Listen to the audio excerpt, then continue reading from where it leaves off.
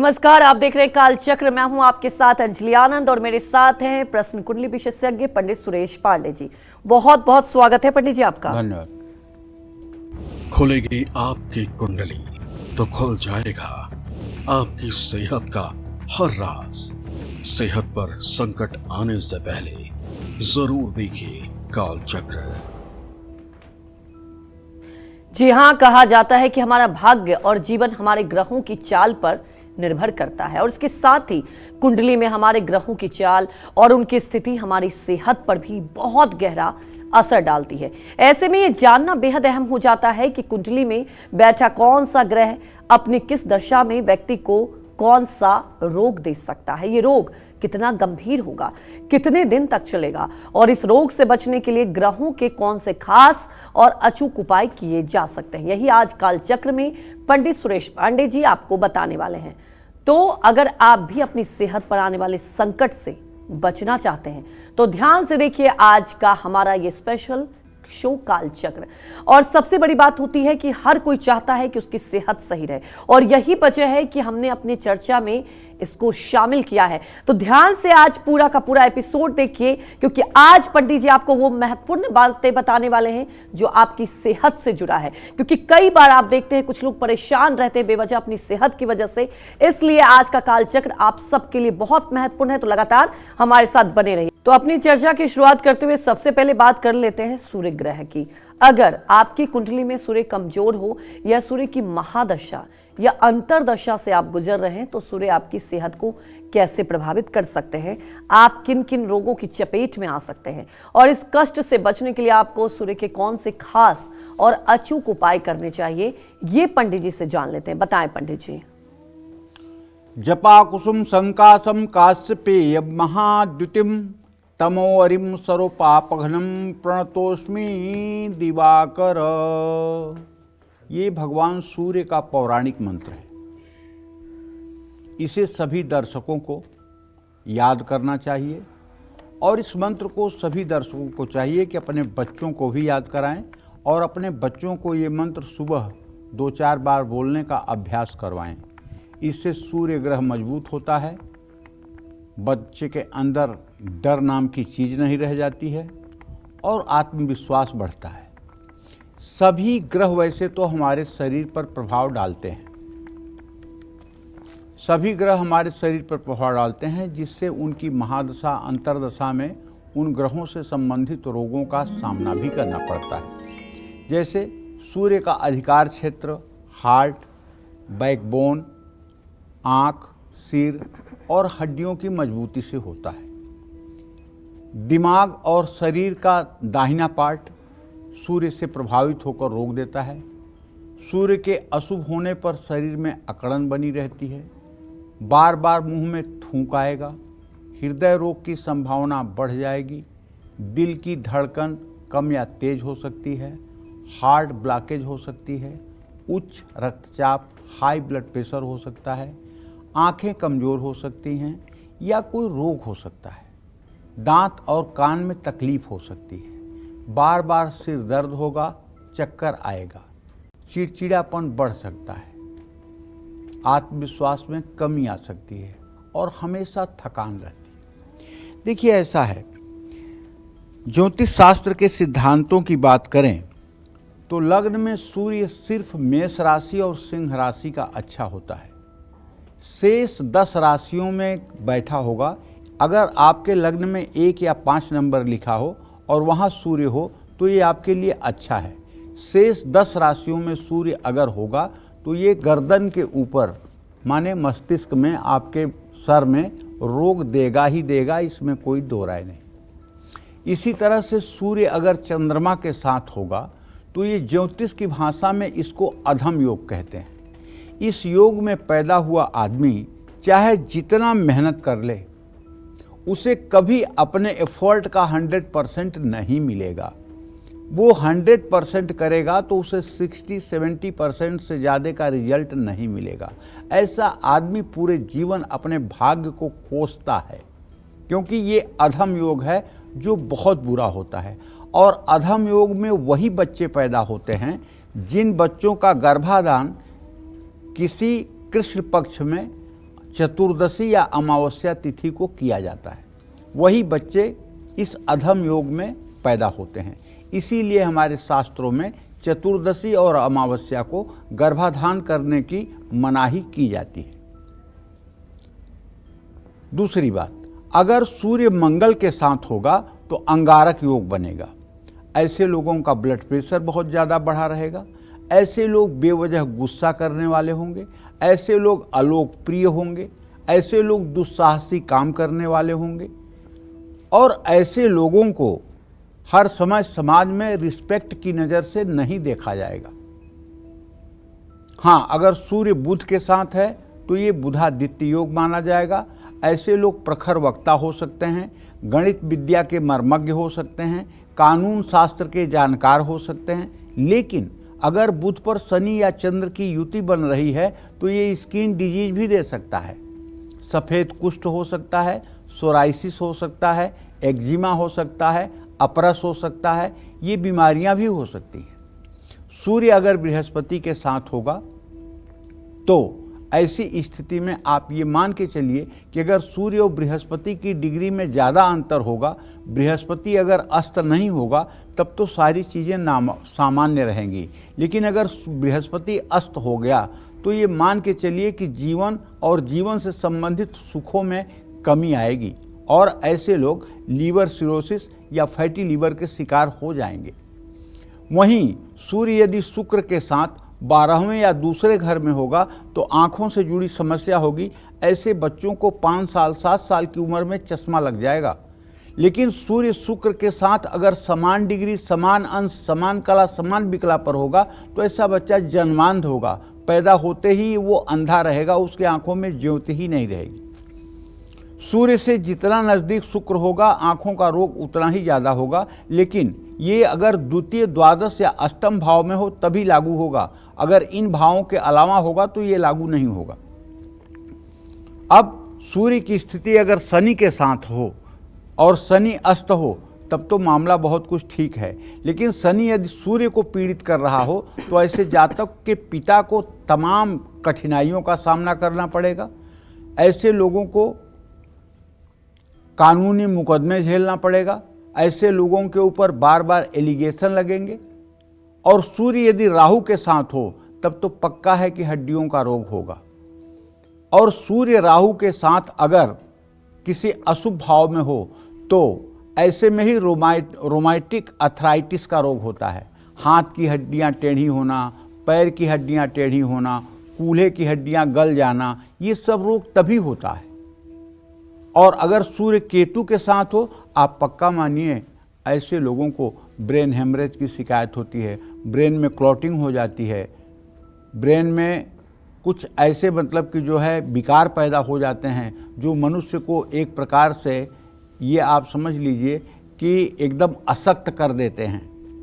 ऐसे योग में ही लोगों के मस्तिष्क की सर्जरी भी होती है। तो भैया देखिए, सच बात ये है कि अब तो जन्म अगर हो गया है तो आप ग्रहों को तो बदल नहीं सकते। शरीर में सूर्य का जो सबसे अच्छा वाला स्थान है वो है नाभि। नाभि सूर्य का स्थान इसलिए है कि यहाँ मेष और वृश्चिक राशि नाभि पर होती है। कौन कौन सी राशि होती है? मेष और वृश्चिक राशि। दोनों का स्वामी कौन है? मंगल। मंगल का क्या गुण है? वो गर्म है। और यहाँ क्या होता है? जठराग्नि। उसका काम क्या है? भोजन को डाइजेस्ट करना। और दूसरा भी काम है। और क्या काम है? समान वायु, जो 98.4 98.4 डिग्री पर आपके शरीर के टेम्परेचर को मेंटेन करता है। जहाँ आपका हाथ पैर ठंडा हुआ तहाँ लोग कहते हैं अरे अब तो जीवन का कोई भरोसा नहीं, हाथ पैर ठंडे हो रहे हैं। और यदि बहुत शरीर गर्म हो जाए, बुखार 103-4 डिग्री के ऊपर चला जाए, तब भी घबराहट। तो यहाँ जो समान वायु नाभि के नीचे होती है, इसके दूषित होने पर बुखार या शरीर में ठंडापन आता है। तो यहाँ का उच्चस्थ ग्रह कौन है? सूर्य, क्योंकि मेष राशि सूर्य की उच्च राशि है। समझ में आ गई होगी बात। तो कहने का मतलब यह है कि अगर सूर्य यहाँ नहीं होगा, मंगल यहाँ नहीं होगा और यहाँ खासकर चंद्रमा हो जाएगा तो डाइजेशन की दिक्कत हो जाएगी, समान वायु ऊपर नीचे होगी, बार बार बुखार की शिकायत होगी। अच्छा, दूसरा स्थान भी सूर्य का है। कहाँ? दाहिनी आंख के ऊपर, दाहिनी आंख के ऊपर यहाँ सिंह राशि है और ये मतलब कि जो है सूर्य का स्थान है। अब अगर दाहिनी आंख के ऊपर यानी सिंह राशि में आपका सूर्य है तो ऐसे लोग ये इसको कहते हैं क्या, इसको कहते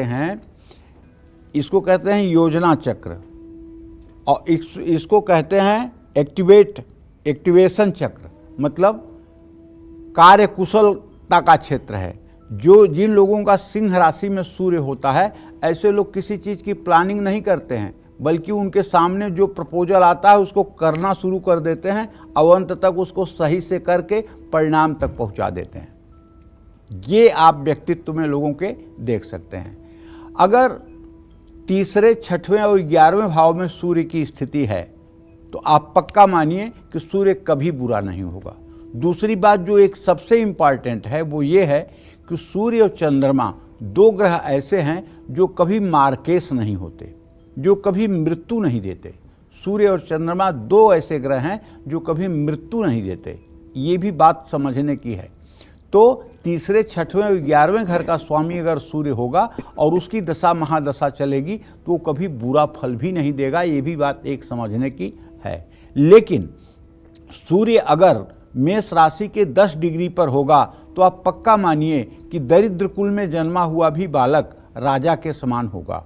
लेकिन अगर सूर्य तुला राशि के 10 डिग्री पर होगा तो आप ये मानिए कि कुबेर का बेटा भी भीख मांग के मरेगा। ये सब प्रकार के राजयोग को नष्ट करने वाला योग होता है। अब इन योगों से बचने के लिए जो सबसे सटीक उपाय है वो मैं आपको बताता हूँ। सटीक उपाय ये है कि नित्य प्रातः सूर्य को जल देना चाहिए और कम से कम एक माला गायत्री मंत्र का जप करना चाहिए। ओम आकृष्णेन रजसा वर्तमानो निवेशयन् मृतं मर्त्यं च हिरण्येन सविता रथेन देवो जाति भुवनानि पश्यन्। इस मंत्र का 108 बार जप करें। आदित्य हृदय स्तोत्र का पाठ करें। रविवार को पीपल के पेड़ की पूजा करें। गुड़ और गेहूं का दान करें। रविवार के दिन नमक कम खाएं, ये भी उपाय हो सकते हैं। रविवार के दिन सरसों के तेल का उपयोग न करें। अगर सूर्य खराब है तो रविवार के दिन ब्रह्मचर्य का पालन जरूर करें। जय मां विंध्यवासिनी। सूर्य ग्रह के बाद अब बात होगी चंद्रमा की। चंद्रमा हमारे शरीर के किन हिस्सों पर अपना प्रभाव डालता है? कुंडली में चंद्रमा कमजोर होने पर या चंद्रमा अपनी महादशा या अंतरदशा में व्यक्ति को कौन कौन सी बीमारियां दे सकती है? साथ ही चंद्रमा से होने वाली बीमारियों से बचने के लिए हमें कौन से खास और अचूक उपाय करने चाहिए, ये भी पंडित जी से जान लेते हैं और समझते हैं। बताएं पंडित जी। देखिए, चंद्रमा का अधिकार क्षेत्र जो है वो हमारा मस्तिष्क है, हार्मोन्स है, छाती है, मानसिक स्थिति है। चंद्रमा मन का कारक ग्रह है। सबसे ज़्यादा ये मन को प्रभावित करता है। ओम चंद्रमा मनसो जातः। और शरीर का बायां पार्ट जो है इस पे पूरा चंद्रग्रह हावी होता है। चंद्रमा कमज़ोर हो, इसकी महादशा अंतरदशा चल रही हो तो सर्दी, जुकाम, मिर्गी, मानसिक रोग, बेहोशी, हार्मोन्स में गड़बड़ी, फेफड़े संबंधी रोग होना, स्मरण शक्ति का कमज़ोर होना, मन में घबराहट होना, शंका और अनिश्चित भय होना, नींद का न आना, पाचन तंत्र का कमज़ोर होना, अचानक मूड स्विंग होना, डर या चिंता सताना, फेफड़ों से संबंधित रोग, ओसीडी की बीमारी, मन में आत्महत्या करने के बार बार विचार का आना, ये सब चंद्रमा की कमजोरी से होता है। चंद्रमा लग्न में अगर वृषभ राशि या कर्क राशि का होगा तभी अच्छा होगा। शेष राशियों में अगर मित्र राशि और अपने नवमांश में होगा तभी अच्छा होगा, वरना रोगदायक होगा। चंद्रमा यदि सूर्य के साथ होगा तो अधम योग कहलाएगा और ऐसा व्यक्ति चाहे जितना परिश्रम कर ले वो अपने पुरुषार्थ का पूरा लाभ कभी नहीं पाएगा। चंद्रमा अगर अकेला है और उसके ऊपर उसके आगे पीछे केतु, मंगल, राहु, शनि आगे पीछे हैं तो ऐसे आदमी का मन हर समय भयभीत रहेगा और हर समय उसके मन में निगेटिव थॉट्स ज़्यादा आएंगे।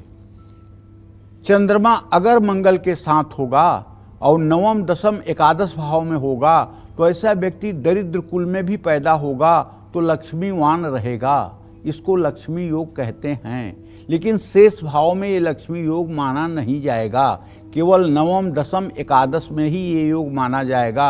अगर आपके जन्म कुंडली के नवम दशम एकादश में चंद्र मंगल योग है तो ये लक्ष्मी योग है। ऐसा बालक दरिद्र कुल में भी जन्म लेकर के धन धान्य से संपन्न रहता है।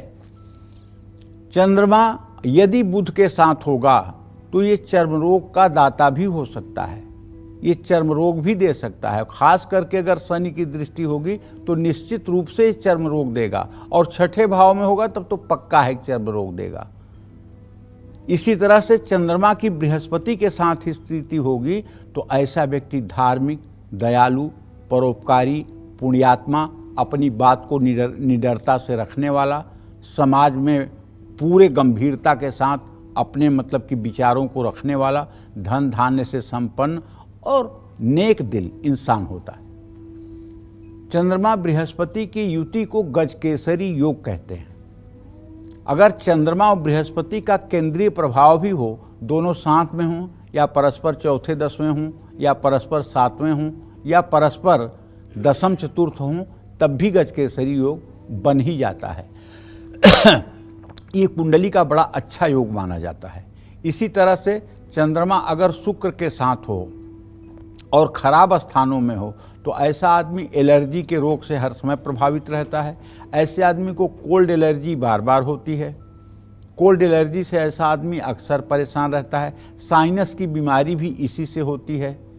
और अगर खास करके इस पर शनि की दृष्टि पड़ जाए तो ऐसे आदमी की हीमोग्लोबिन बहुत कम होती है। ऐसे आदमी के शरीर में आयरन की कमी हो जाती है, जिसके कारण शरीर में हर समय दर्द बना रहता है। और यदि चंद्रमा शनि के साथ युत हो जाए और खास करके 8वें या 12वें भाव में, अरे तब तो अनिष्ट क्या, रात में इतने बुरे बुरे सपने आएंगे कि दिन भर जागती आंखों से भी आपको सपने दिखाई देंगे और भय की स्थिति बनेगी। इससे बचने के लिए ओम जूम सह शिव जी का जो त्रैक्षरी मंत्र है, इस मंत्र का अगर कम से कम 24 मिनट सुबह शाम जप किया जाए तो जाकर के 100 दिनों में राहत मिलती है।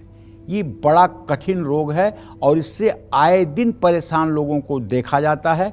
दवाइयाँ भी इनको काम नहीं करती हैं। इसमें केवल भगवान शिव का ये त्रैक्षरी मृत्युंजय मंत्र इनको बदल सकता है। और चंद्रमा यदि राहु के साथ होगा तो माँ को हड्डियों की बीमारी होगी, माँ को आए दिन कोई न कोई शारीरिक समस्या रहेगी। चंद्रमा केतु के साथ होगा तो आदमी डिसीजन लेने में हर समय दोराहे पर खड़ा रहेगा। तो इसके लिए भैया मैं आपसे कहता हूँ, एक मंत्र है, दधि शंखम तुषाराभम क्षीरो दारणव संभवम नमामि ससिनम सोमम संभो मुकुट धारणम। अगर ये मंत्र नहीं कर सकते तो ओम सोम सोमाय नमः का आप जप करिए और हर सोमवार को किसी शिवालय में जा कर के शिव जी का अभिषेक करिए। चावल, दूध, सफ़ेद कपड़ा दान करिए। ओम सोम सोमाय नमः का जितना संभव हो सके मंत्र जप करिए। जय मां विंध्यवासिनी। तो चलिए, चंद्रमा ग्रह की बात तो हो गई, अब बात कर लेंगे मंगल ग्रह की। मंगल हमारे शरीर पर कैसे असर डालता है और इसके कमजोर होने पर व्यक्ति को किस तरह का शारीरिक कष्ट झेलना पड़ता है। अगर किसी व्यक्ति पर चंद्रमा की महादशा या अंतरदशा चल रही हो तो उसे कौन कौन से रोग अपनी चपेट में ले सकते हैं। साथ ही मंगल से होने वाले रोगों से बचने के लिए हमें कौन से खास और अचूक उपाय करने होंगे, ये जान लेते हैं। देखिए, मैं दर्शकों को ये कहना चाहूंगा कि पंडित जी लगातार आपको दशा के साथ साथ पूरी वो डिटेल बता रहे हैं कि कौन से ग्रह के साथ कौन से अगर ग्रह रहेगा तो क्या स्थिति बनेगी। तो मुझे लगता है अगर आप अपनी कुंडली किसी से भी दिखाते हैं तो इन बातों का ध्यान रखें, क्योंकि आज का कालचक्र सिर्फ आप सबके डिमांड पर रखा भी गया और बेहद ही महत्वपूर्ण है आज का हमारा ये टॉपिक। पंडित जी बताइए, अगर मंगल ग्रह की दशा हो तो क्या होता है। देखिए, मंगल जो है पृथ्वी का पुत्र है। मंगलो भूमि पुत्रश्च, मंगल पृथ्वी का पुत्र है। और ऐसा हमारे शास्त्र मानते हैं कि मंगल का प्रादुर्भाव, मंगल का उद्गम पृथ्वी से ही हुआ है। पृथ्वी का ही एक हिस्सा अंतरिक्ष में जा कर के जो जमा हुआ है वो मतलब कि जो है वो मंगल ग्रह कहलाता है। अभी कुछ दिन पहले की बात है, 2-4 साल पहले की बात है, जब मंगल ग्रह पर मतलब कि वैज्ञानिक पहुँचे। वहाँ क्या देखा उन्होंने? वहाँ वही देखा जो हमारे शास्त्रों में लिखा हुआ है। हमारे शास्त्र में क्या लिखा है? मंगलो भूमिपुत्रश्च, मंगल का स्वभाव पृथ्वी की तरह है, मंगल की बनावट पृथ्वी की तरह है। यही वैज्ञानिकों ने देखा। ऋणहर्ता धनप्रद, वो सामर्थ्यवान ग्रह है। स्थिरासनो महाकाय, स्थिर ग्रह है, महाकाय में बहुत विशाल है।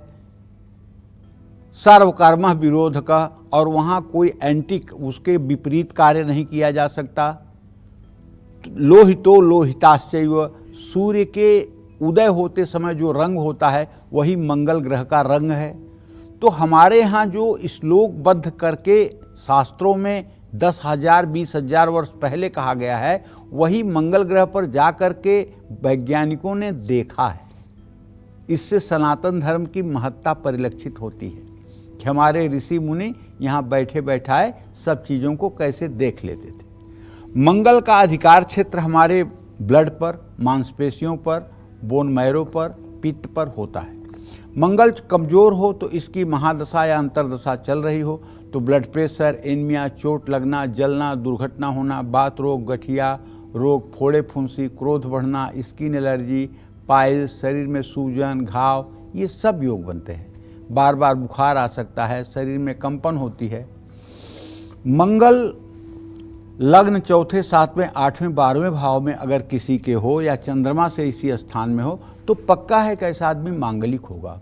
उसके जीवन साथी अगर मांगलिक नहीं होगा तो उसके जीवन में बहुत दिक्कत आएगी। इससे भी बचने की जरूरत होती है। मंगल अगर सूर्य के साथ होगा तो अंगारक योग बनेगा। ऐसा आदमी बहुत गुस्से वाला और हिंसक प्रवृत्ति का होगा। मंगल अगर चंद्रमा के साथ होगा तो ये लक्ष्मी योग को देने वाला, सब प्रकार से सुख देने वाला होगा। मंगल अगर बुध के साथ होगा तो निश्चित रूप से ऐसा आदमी योग्य होते हुए भी अपनी योग्यता का प्रदर्शन नहीं कर पाएगा। मंगल अगर बृहस्पति के साथ होगा तो ऐसा आदमी अपने कर्मठता से और अपने विद्वता से अपने जीवन को संभाल लेगा। मंगल अगर शुक्र के साथ होगा तो ऐसे आदमी के चिंतन में हर समय कामुकता बसी रहेगी और कामुकता के कारण ऐसा आदमी अपने जीवन को बर्बाद करेगा। ऐसा स्त्री हो या पुरुष जिसके भी कुंडली में मंगल शुक्र की युति हो और ये मेष या वृश्चिक के नवमांश में हो तो ऐसा व्यक्ति अपने मन पर नियंत्रण खो बैठता है और कामुकता में बहुत गंदे आचरण कर डालता है। मंगल अगर शनि के साथ हो तो ऐसे व्यक्ति को तमाम प्रकार की शारीरिक कठिनाइयाँ होती हैं। ऐसे व्यक्ति को एसिडिटी, गैस की भयंकर प्रॉब्लम होती है। और मंगल अगर राहु के साथ हो तो आकस्मिक चोट चपेट, दुर्घटना का भय बना रहता है। अगर मंगल में राहु की अंतर्दशा चल रही हो तो चांदी का नाग बनवाकर उसमें गोमेद की आंखें लगवाकर किसी शिव मंदिर में दान करना चाहिए। मंगल अगर केतु के साथ है तो ये बड़ा अमंगल कर सकता है, ब्रेन संबंधित कोई बीमारी दे सकता है। मंगल अगर कर्क राशि का होगा, आपकी कुंडली में कमजोर होगा तो ऐसा आदमी डरपोक होगा, कायर होगा। मंगल अगर मकर राशि में होगा तो ऐसा आदमी सूरवीर होगा। अगर आपके दाहिने हाथ के अंगूठे का ऊपरी हिस्सा बहुत छोटा है तो मंगल का ये प्रभाव आप मान के चलिए कि ऐसा व्यक्ति अपराधी होगा, ऐसा व्यक्ति क्रिमिनल होगा, ऐसा आदमी हत्यारा होगा। तो ये सब चीज़ें जानिए। इसके लिए मंगल का मंत्र है ओम अग्निर्मूर्धा दिवः ककुत्पतिः पृथिव्याः अयम अपाग्वं रेता ग्वंस जिन्मति धरणीघम गर्भसंभूतम विद्युतकांत समप्रभम कुमारम सत्यहस्तम च मंगलम प्रणमाम्यहम। मंगलवार को हनुमान चालीसा का पाठ करें और हनुमान चालीसा के पाठ के साथ साथ जैसे भी हो सके हनुमान जी की उपासना करें। मसूर की दाल, तांबा, लाल कपड़ा दान करें। मंगलवार को पीपल की 8 परिक्रमा करें, पीपल के पेड़ में जल चढ़ाएं, हो सके तो रक्तदान करें, सुंदरकांड का पाठ करें। जय मां विंध्यवासिनी। तो देखिए, अब बात कर लेते हैं बुध ग्रह से होने वाली बीमारियों की और उसके उपायों की। खराब बुध हमारे शरीर के किन हिस्सों पर अपना प्रभाव डालता है और इसके कमजोर होने या इसकी महादशा या अंतरदशा में व्यक्ति कौन सी बीमारियों से घिरा रहता है, साथ ही बुध से होने वाली बीमारियों से बचने के लिए हमें कौन से खास और अचूक उपाय करने चाहिए, ये जान लेते हैं पंडित जी से। बताएं पंडित जी।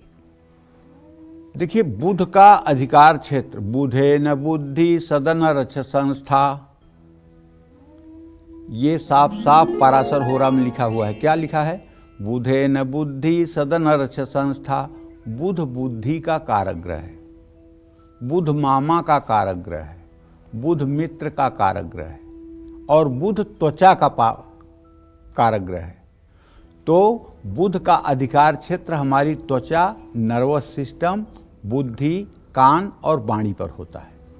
बुध कमजोर होगा तो इसकी महादशा या अंतर्दशा अगर चल रही है तो आप ये मान के चलिए कि स्किन डिजीज, मानसिक दुर्बलता, भ्रम, तुतलाहट, सूंघने की शक्ति का क्षीण होना, दांतों के रोग, एकाग्रता और याददाश्त में कमी होगी।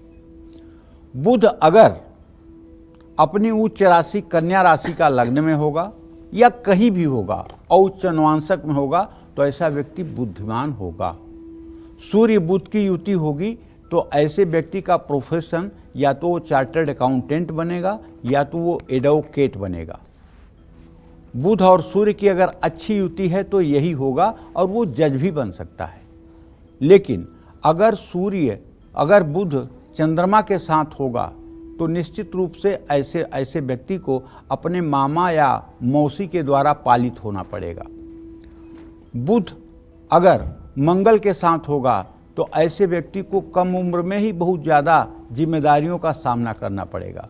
बुध बृहस्पति के साथ होगा तो प्रगल्भ योग कहलाएगा। इस योग का व्यक्ति अगर अपनी बात को कहने पर आ जाए तो अपनी बात को 2 मिनट में पूरी सभा में ऐसे समझा देगा कि सबके दिलों पर राज करेगा। इसको कहते हैं प्रगल्भ योग।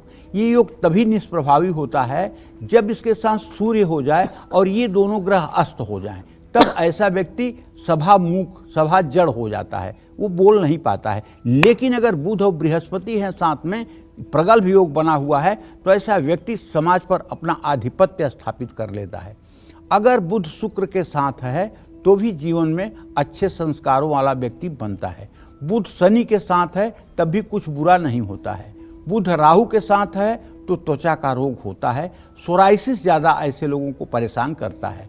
बुध अगर केतु के साथ है तब भी त्वचा का ही रोग प्रभावित करता है। ऐसे में दुर्गा सप्तशती का पाठ करना चाहिए। पूरी दुर्गा सप्तशती नहीं पढ़ सकते तो केवल कवच का पाठ कर लीजिए। मूंग और हरी वस्तुएं दान करिए। ओम बूम बुधाय नमः इस मंत्र का जप करिए। भगवान गणेश की यथासंभव पूजा अर्चना कीजिए। जय मां विंध्यवासिनी। आज काल चक्र में पंडित जी आपको बता रहे हैं कि कैसे ग्रहों की स्थिति और उनकी दशाओं को देखकर व्यक्ति की सेहत के बारे में जाना जा सकता है। अगर आप भी अपनी हेल्थ रिपोर्ट जानना चाहते हैं तो अपनी कुंडली खोल लीजिए और अपने ग्रहों की चाल पर गौर कीजिए, क्योंकि आपके ग्रहों की चाल बताएगी आपकी सेहत का हाल, और इसमें आपकी पूरी मदद करेंगे पंडित सुरेश पांडे जी। तो आज की चर्चा को आगे बढ़ाते हुए अब बात कर लेते हैं गुरु ग्रह की। हमारे शरीर पर गुरु ग्रह का अधिकार क्षेत्र कहां कहां होता है, कुंडली में बैठा खराब गुरु ग्रह कैसे हमारी सेहत पर बुरा असर डालता है, गुरु की महादशा और अंतरदशा में व्यक्ति कौन कौन सी बीमारियों को झेलता है, साथ ही कौन से खास उपाय करके कमजोर और खराब गुरु को कारण होने वाले रोगों से भी बचा जा सकता है, ये जानते हैं पंडित जी से। बताएं पंडित जी। पहले आप ये जान लीजिए कि बृहस्पति जो है, इसको महर्षि पाराशर कहते हैं कि जीवो जीवित सुखदः, जीवन और सुख का कारक ग्रह जो है, किसी व्यक्ति के जीवन और सुख का अगर आपको मूल्यांकन करना है तो उसके कुंडली में बृहस्पति का अध्ययन कर लीजिए। अगर बृहस्पति अच्छा है तो विपरीत से विपरीत परिस्थिति में भी व्यक्ति को दीर्घायु जीवन और सुख की प्राप्ति होगी। एक इकलौता बृहस्पति ही यह सब कुछ देने में सामर्थ्यवान है। और अगर बृहस्पति अच्छा नहीं है, बृहस्पति नीच राशि, नीच नवांशक या अस्त स्थिति में है, तो चाहे जितना पुरुषार्थ कर लीजिए, जीवन में धन भी मिल जाए, परिवार भी मिल जाए, लेकिन शांति नहीं मिलेगी। हर समय आप गरम तवे पर बैठे हुए जलते रहेंगे। गुरु का शरीर में जो अधिकार क्षेत्र है वो हमारा लीवर है। लीवर, वसा, पाचन तंत्र और हार्मोन्स, इन पर गुरु का प्रभाव होता है। गुरु कमजोर हो तो इसकी महादशा या अंतरदशा चल रही हो तो मोटापा बढ़ना, डायबिटीज होना, लीवर संबंधी रोग होना, शरीर में टॉक्सिन जमा होना, गर्भधारण में समस्या होना, हार्मोनल असंतुलन होना, ये सब होता है। जो लोग गोल चेहरे वाले हों और जिनका गाल यहाँ से ऐसे फैल करके आता हो गर्दन के पास, समझ लेना कि बृहस्पति से प्रभावित हैं और कुछ मोटे वोटे होंगे। वो ऐसे लोग बृहस्पति से प्रभावित होते हैं। ऐसे लोगों के पास धन दौलत तो खूब होती है, लेकिन स्वास्थ्य बहुत अच्छा नहीं होता है। जीवन में सुख महसूस नहीं करते हैं। बड़ी बड़ी गाड़ियों में तो चलेंगे, बड़े बड़े घर में तो रहेंगे, लेकिन जीवन में जिसे आनंद कहते हैं उससे दूर रहेंगे। तो भाई देखिए, बृहस्पति अगर लग्न में होगा तो ऐसा आदमी धर्मात्मा होगा, ऐसे आदमी के संतान अच्छे होंगे, ऐसे आदमी का भाग्य अच्छा होगा, ऐसा आदमी पुण्यात्मा होगा। बृहस्पति अगर द्वितीय भाव में होगा तो चाहे कमा लो कितना, बैंक बैलेंस कभी 1 लाख नहीं होगा, चाहे जितना कमा लो, लेकिन हाँ, कर्जे में भी नहीं जाओगे, काम भी नहीं रुकेगा। बृहस्पति तीसरे भाव में होगा तो आपके अनायास दुश्मन भी बढ़ेंगे और जहां आप पैसे लगाओगे प्रॉपर्टी में या शेयर में, वो डूब जाएंगे या उसमें किसी प्रकार का लिटिगेशन आ जाएगा। बृहस्पति चौथे भाव में होगा तो निश्चित रूप से आप जितनी प्रॉपर्टी खरीदेंगे, जितनी गाड़ियां खरीदेंगे, उसमें कोई न कोई परेशानी आएगी, वो मकान फिर से बिक जाएगा। बृहस्पति 5वें भाव में होगा तो आपको संतान का सुख मिलेगा, आप पूजा पाठ अच्छे से कर पाओगे, इसमें कोई दो राय नहीं। आपकी आमदनी ईमानदारी की होगी। बृहस्पति 6ठे भाव में होगा तो लीवर और पेनक्रियाज से संबंधी आपको समस्या हो जाएगी। 7वें भाव में बृहस्पति होगा तो आपका चरित्र और आपके पत्नी का चरित्र गंगा जल की तरह पवित्र होगा। 8वें भाव में बृहस्पति होगा तो आपके पितर असंतुष्ट हैं, नाराज हैं, लेकिन अगर आप धर्मशाला बनवा दें या कोई मतलब कि सार्वजनिक निर्माण करवा दें, मंदिर बनवा दें, तो ये दोष दूर हो जाएगा। अगर 9वें भाव में बृहस्पति है तो आप दानवीर कर्ण हैं। अगर आपके 10वें भाव में बृहस्पति है तो कुछ पूछना ही नहीं है, आप जो चाहेंगे वो करेंगे। 11 भाव का बृहस्पति आपको ईमानदारी से कमाई करवाएगा और 12वें भाव का बृहस्पति आपको उत्तम कुल में पुनः जन्म देने का संकेत कर रहा है। तो पीले कपड़े दान करिए, केसर हल्दी चने की दाल दान करिए, गुरुवार का व्रत रखिए, घर में सत्यनारायण की पूजा करवाइए, पीपल के पत्ते पर श्रीम लिखकर अपनी तिजोरी में रखिए, भूखे व्यक्ति को भोजन कराइए और ओम ब्रीम बृहस्पतये नमः इस मंत्र का दिन रात जप करिए। जय मां विंध्यवासिनी। तो गुरु की बात हो गई। पंडित जी, आप शुक्र ग्रह के बारे में बताएं कि अगर शुक्र ग्रह से क्या इम्पैक्ट होता है लोगों के जीवन पर, किस तरह के रोग होते हैं? शुक्रो शुक्रश्च तथा नेत्रम चंद्रमा मनसस्तथा, साफ साफ लिखा हुआ है बृहत्पाराशर होरा शास्त्र में। दिव्यांगना वाहन वस्तुभूषा चिंता तु कार्याभ्रिगुणा बुधेन्द्र। कहने का मतलब सुंदर स्त्री का कारक, विवाह का कारक, शुक्राणु का कारक और आंखों का कारक कौन ग्रह है? शुक्र ग्रह है। शुक्र का अधिकार क्षेत्र हमारी प्रजनन तंत्र, गुदा मार्ग, त्वचा और आंखों पर होता है। शुक्र कमजोर होगा तो इसकी महादशा या अंतर्दशा चल रही हो तो गुप्त रोग, यौन रोग, किडनी की समस्या, संतान सुख में दिक्कत, त्वचा रोग हो सकते हैं। कफ जनित बीमारियां शुक्र के कारण होती है।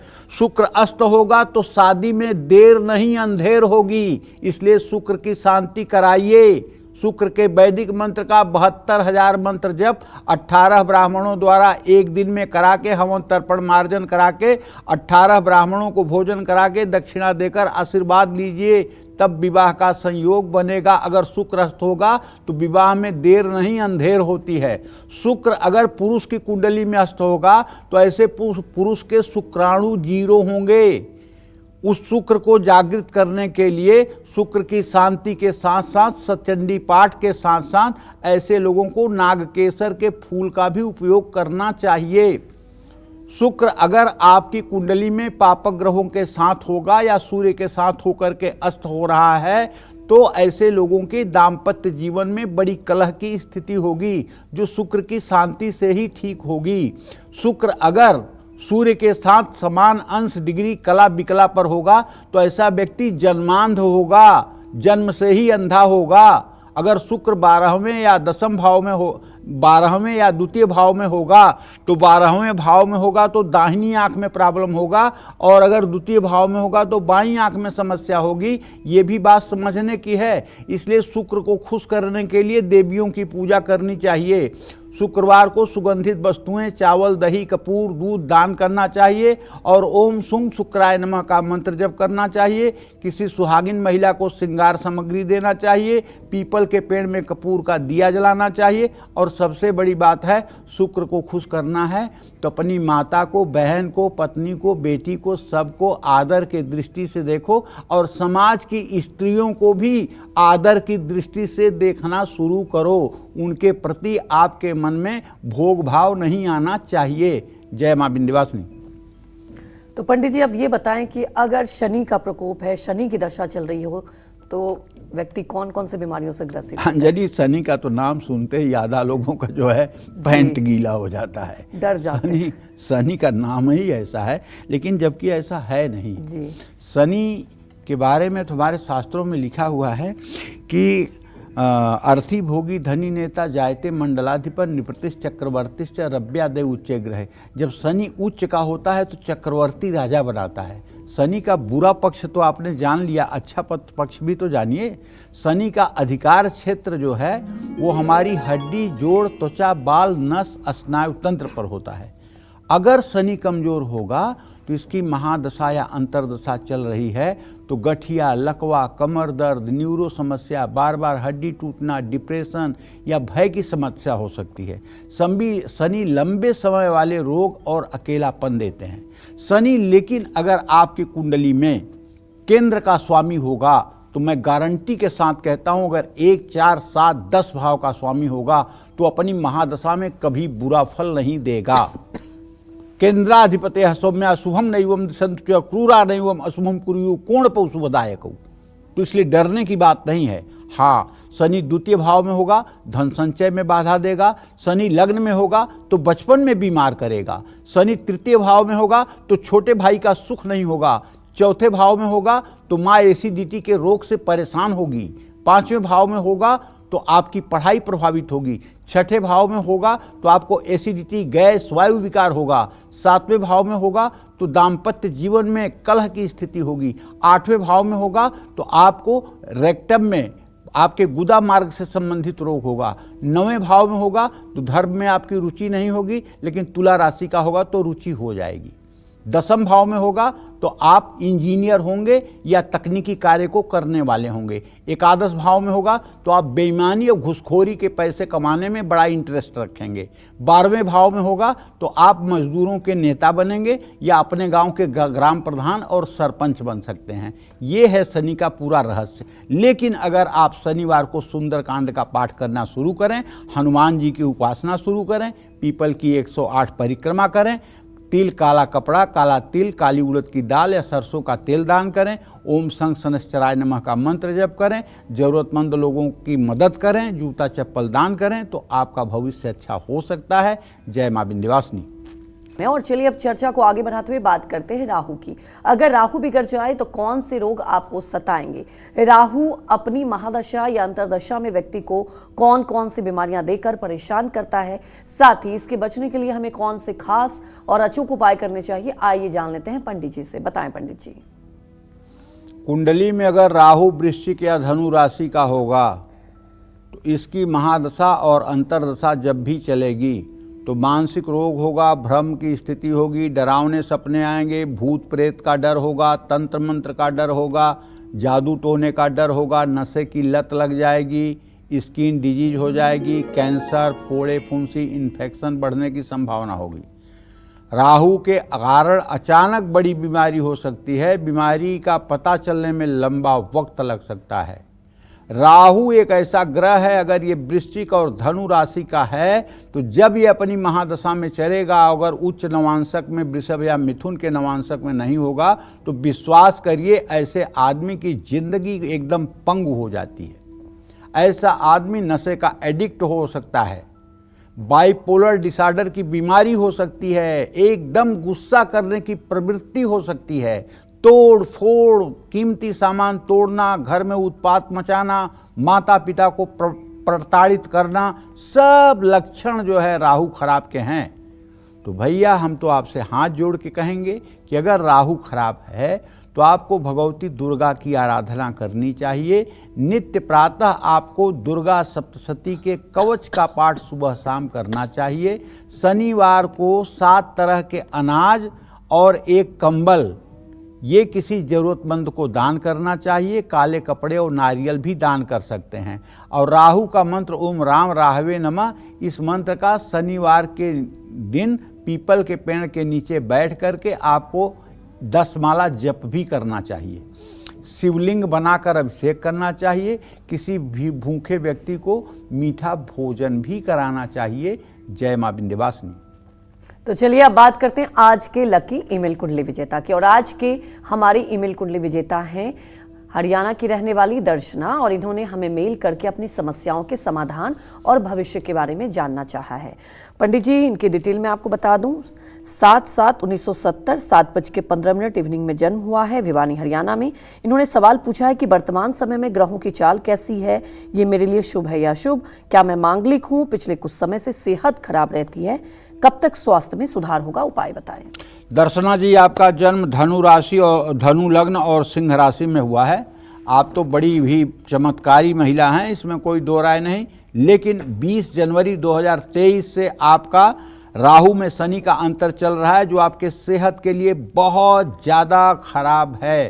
क्योंकि शनि आपके कुंडली में पंचम भाव संतान भाव में नीच राशि का होकर के बैठा हुआ है, जो आपके संतान भाव और आपके सुख को प्रभावित करता है। जहाँ तक मंगली का योग है, तो मंगल आपके 7वें घर में जरूर बैठा है। कोई कम ज्योतिष का जानकार आदमी आपको मंगली कह सकता है, लेकिन चूंकि मंगल अस्त है और मंगल पर बृहस्पति की दृष्टि है, इसलिए आपका मांगलिक दोष मान्य नहीं है। आप मांगलिक नहीं हैं, ये पूरे गारंटी के साथ मैं कह सकता हूँ। और दशा आपकी बहुत खराब चल रही है। आपको रोज महामृत्युंजय मंत्र के मंत्रों का 10 माला जप करना चाहिए। शिवालय जाना चाहिए। शिवालय में भगवान शिव की पूजा आराधना करनी चाहिए। इससे आपका भविष्य ठीक होगा। अभी राहु की दशा चल रही है। राहु 3रे भाव का स्वामी है, जो 27 नवंबर 2025 के बाद आपके जीवन में खुशियां लाएगा। इसलिए आप चिंता ना करें, आप भगवान शिव की आराधना करें, महामृत्युंजय मंत्र का जप करें, इससे आपका जीवन ठीक हो जाएगा। जय मां विंध्यवासिनी। और चलिए अब बात करते हैं केतु ग्रह से होने वाली बीमारियों और उसके उपायों की। कमजोर और खराब केतु हमारे शरीर के किन हिस्सों पर अपना प्रभाव डालता है, और इसके कमजोर होने या इसकी महादशा और अंतरदशा में व्यक्ति कौन सी बीमारियों से घिरा रहता है, साथ ही केतु से होने वाली बीमारियों से बचने के लिए हमें कौन से खास और अचूक उपाय करने चाहिए, ये जान लेते हैं पंडित जी से। बताएं पंडित जी। देखिए, केतु का अध्ययन करने के पहले हर व्यक्ति को चाहिए, और खास करके ज्योतिषी लोगों को चाहिए, हाथ जोड़कर प्रार्थना है कि समाज में भ्रम मत पैदा करिए कि काल सर्प योग है। ये काल सर्प योग ज्योतिष का कोई योग नहीं है। समाज के लोगों में एक गलत धारणा मत पैदा कीजिए कि काल सर्प दोष है, इसलिए विवाह नहीं हो रहा है, इसलिए पढ़ाई नहीं हो रही है। अरे, आप बुराई ढूंढना चाहो तो कितना भी ढूंढ लो, लेकिन राहु केतु कौन सा काल सर्प योग देते हैं, किस शास्त्र में लिखा हुआ है, कहाँ लिखा हुआ है, सबको आप कह देंगे कि इसकी पूजा करवा लीजिए राहु केतु की। कोई फायदा होता है ऐसे बेचारों को? तो देखिए, केतु के बारे में 2 चीज़ें जानिए। एक तो तमोयत केतु यम फलम, केतु मंगल के सदृश फल देने वाला ग्रह है। दोनों की महादशाएं 7 साल की ही होती हैं, और केतु का बहुत कुछ स्वभाव मंगल से मिलता है। और दूसरी बात, जो बृहद पाराशर होरा शास्त्र में लिखा हुआ है, वो बात मैं आपसे कहना चाहता हूँ। यद्यद भाव गते राहु केतुश्च जनने नृणाम यद्यद भावे संयुक्तम तत्फलम प्रतिषेधलम। केतु जिस ग्रह के राशि में होता है, उस ग्रह का जैसा बलाबल होता है वैसा फल करता है। केतु न तो पापक ग्रह है और न तो पुण्य शुभ ग्रह है। केतु स्थान के हिसाब से फलादेश करता है। केतु का अधिकार क्षेत्र जो है वो बैकबोन है, और बैकबोन से नीचे का हिस्सा है। पाचन तंत्र है, पैर के तलवे हैं। कुंडली में केतु अगर कमजोर होगा तो इसकी महादशा या अंतरदशा चल रही होगी, तो ऐसे लोगों को रहस्यमयी रोग होते हैं जिनका पता नहीं चल पाता है। मानसिक रूप से व्यक्ति विचलित रहता है। पाइल्स, बवासीर, गैस, ये सब रोग भी केतु की ही दशा में होते हैं। ऐसा व्यक्ति खुद को नुकसान पहुंचा सकता है। मैं आपसे इतना ही कहना चाहूँगा कि केतु अगर खराब हो तो आपको बुधवार के दिन एक सफ़ेद झंडा किसी धर्म स्थान में लगाना चाहिए और शनिवार को तिल कंबल या नीले रंग के कपड़े दान करना चाहिए। ओम केतु कृण्वन्न केतवे पेशो मर्या अपेश से समशब्दि प्रजाय था, या तो इस मंत्र का जप करें या ओम केंग केतवे नमः का जप करें। ये भी नहीं कर सकते तो कोई बात नहीं, ओम गंग गणपतये नमः इसी मंत्र का 10 माला जब 100 दिन कर लीजिए, केतु कितना भी खराब होगा ठीक हो जाएगा। और ज़रूरतमंद लोगों में आपको शनिवार को लड्डू बांटना चाहिए। जय मां विंध्यवासिनी। पंडित जी, हमारे दर्शकों को आपने इतनी महत्वपूर्ण जानकारी दी, आपका बहुत बहुत धन्यवाद। धन्यवाद। और उम्मीद यही करते हैं कि आपको भी आज का हमारा विषय बहुत पसंद आया होगा। कल फिर एक नए विषय और आपकी परेशानियों को दूर करने के लिए ढेरों उपाय लेकर आएंगे हम पंडित सुरेश पांडे जी के साथ। तब तक कालचक्र की पूरी टीम को आप अनुमति दीजिए। 24 नमस्कार।